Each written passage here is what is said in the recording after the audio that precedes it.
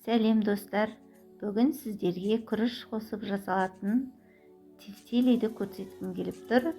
Өте сіңімді, дәмді астың бірі.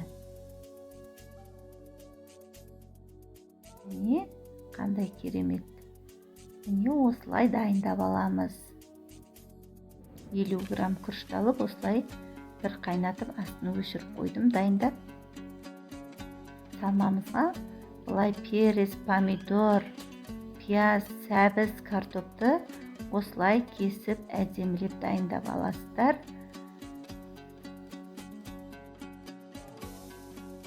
Сковородкаға аз ғана май құйып, пияз бен сәбізді жақсылап қуырып аламыз. Үстіне картопымызды, перецімізді, помидорымызды, сосын дәмдеуіштерімізді қосып, жақсылап араластырып қуырамыз. Дәмдеуішке қара бұрыш, паприка, тұз. Осылай суды қайнатып қоямын. Сосын қуырылған тұздығымды осы қайнаған судың үстіне құямыз. Фаршты осылай жақсылап ұрып алыңыздар, әйтпесе тефтели шашылып кетеді. Міне фаршымның үстіне бір жұмыртқа, бір пияз, кориандр, қара бұрыш,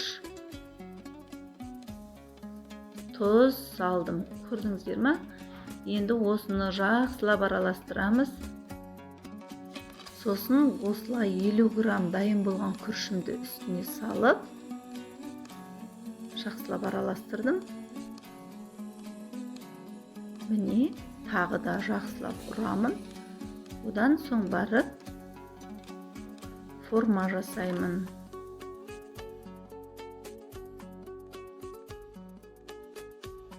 Барлығын осындай бірыңғай формада істеп аласыздар.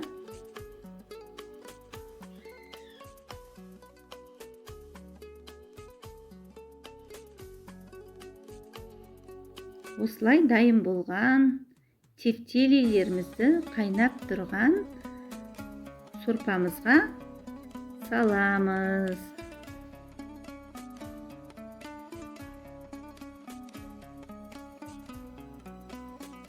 Осылай салып аласыздар. Қандай кереметті.